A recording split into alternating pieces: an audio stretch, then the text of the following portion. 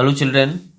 चलिए आज हम क्लास 7 और क्लास 8 के लिए हिंदी 2 में अविकारी शब्द या क्रिया विशेषण के बारे में जाने। अविकारी शब्द के अंतर्गत ही क्रिया विशेषण, संबंध बोधक, समुच्चय बोधक और विस्मयादि बोधक आते हैं। तो आइए चलते हैं, सबसे पहले जाने कि अविकारी शब्द किसे कहते हैं।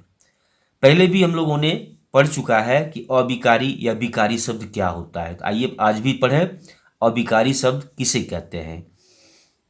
जिन शब्दों में प्रयोग से कोई परिवर्तन नहीं होता, यानी जिन शब्दों के रूप में किसी भी प्रकार का कोई भी परिवर्तन नहीं होता है, उसे अविकारी शब्द कहते हैं। उदाहरण स्वरूप यहाँ, वहाँ, इसमें इसके रूप में किसी भी प्रकार का परिवर्तन नहीं हो सकता है। प्रतिदिन, इसके भी रूप में कोई परिवर्तन, यानी शब्द के रूप में ना इसका स्त्रीलिंग बन सकता है, न पुल्लिंग बन सकता है, न यह एक वचन, न बहुवचन। इधर उधर आदि ऐसे शब्दों के न एक वचन, न बहुवचन, न स्त्रीलिंग, न पुल्लिंग इत्यादि कुछ भी नहीं बन सकते हैं, इसलिए इसे अविकारी शब्द कहते हैं। आइए अब चलते हैं कि अविकारी शब्द के भेद के बारे में जानें। तो अविकारी शब्द के निम्नलिखित 4 भेद हैं। सबसे पहले क्रिया विशेषण, संबंध बोधक, समुच्चय बोधक, विस्मयादि बोधक। इन क्लास 8 में खास करके क्रिया विशेषण से संबंधित बातें बताई गई है। तो आइए चलें क्रिया विशेषण की परिभाषा को जानें। जो शब्द क्रिया की विशेषता को प्रकट करते हैं, क्रिया की विशेषता यानी जो क्रिया हो रही है उसकी क्या विशेषता है, उसी को क्रिया विशेषण कहते हैं।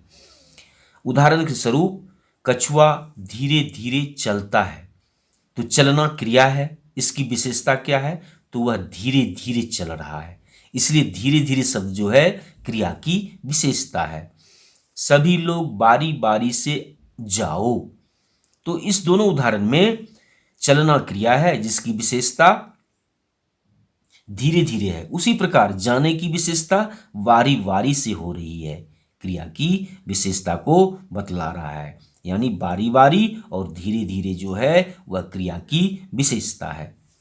अब आइए क्रिया विशेषण के भेद के बारे में जानें। क्रिया विशेषण की परिभाषा जान लिए, अब उसके भेद के बारे में। तो अर्थ के अनुसार क्रिया विशेषण के 4 भेद हैं। कौन कौन से, तो कालवाचक, स्थानवाचक, रीतिवाचक, परिमाणवाचक। आइए अब कालवाचक क्रिया विशेषण की परिभाषा के बारे में जानें। जो शब्द क्रिया की समय संबंधी यानी काल संबंधी, काल का मतलब समय होता है, तो काल संबंधी विशेषता को प्रकट करते हैं, उन्हें कालवाचक क्रिया विशेषण कहते हैं। उदाहरण स्वरूप मुझसे बार बार मत पूछो, आप कब आइएगा। अब यहां गौर से देखिए, कब आइएगा, बार बार मत पूछो, इन दोनों उदाहरण में बार बार और कब समय संबंधी विशेषता को बताता है, इसलिए यह जो है कालवाचक क्रिया विशेषण शब्द है। आइए अब स्थानवाचक क्रिया विशेषण की परिभाषा जानें।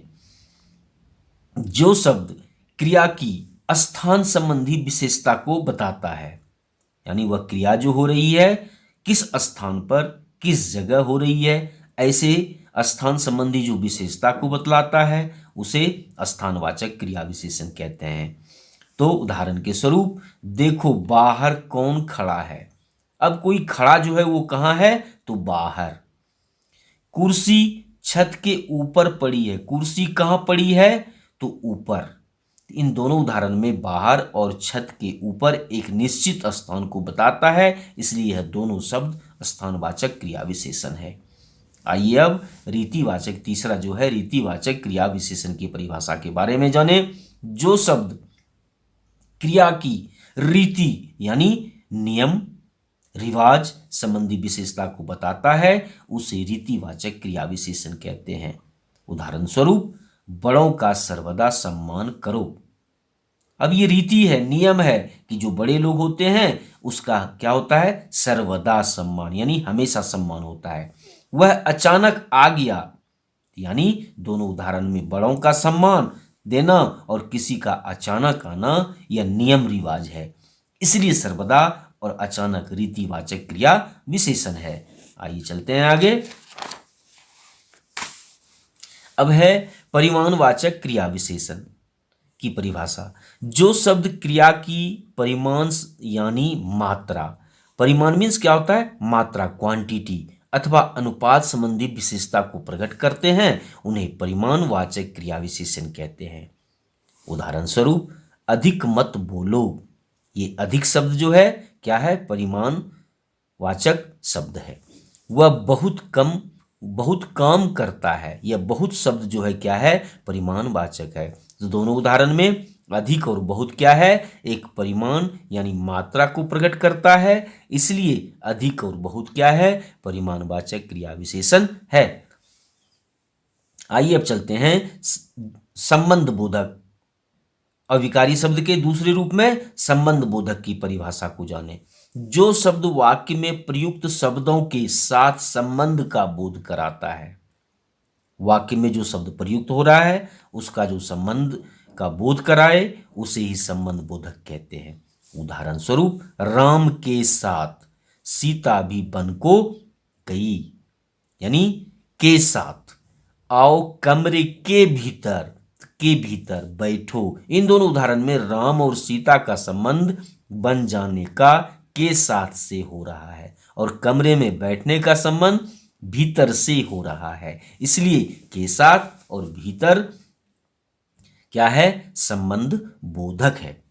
आइए अब तीसरा जाने अविकारी शब्द के रूप को, समुच्चय बोधक की परिभाषा।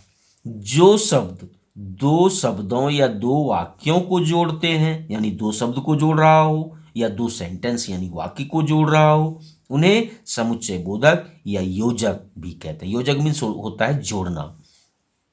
उदाहरण के तौर पर मैं गरीब हूं पर बेईमान नहीं, बेईमान नहीं गरीब हूं, दोनों शब्दों के बीच में पर शब्द जो है वह क्या है, एक दूसरे शब्दों को जोड़ने का काम कर रहा है। माला ने बहुत परिश्रम किया परंतु पास न हो सकी, परिश्रम किया पास न हो सकी, इन दोनों शब्दों को जोड़ने का काम परंतु कर रहा है। तो इस दोनों उदाहरण में गरीब हूं बेईमान नहीं को पर शब्द जोड़ रहे हैं तथा परिश्रम किया पास न हो सकी वाक्यों को जोड़ने का काम परंतु कर रहा है, इसलिए पर और परंतु क्या है, समुच्चय बोधक शब्द है। आइए अब विस्मयादि बोधक शब्द की परिभाषा के बारे में जाने। जिन शब्दों से हर्ष यानी खुशी, शोक यानी दुख, विस्मय यानी आश्चर्य, घृणा मीन्स नफरत आदि का बोध कराते हैं उसे विस्मयादि बोधक कहते हैं। उदाहरण स्वरूप ओह वह अचानक चल बसा।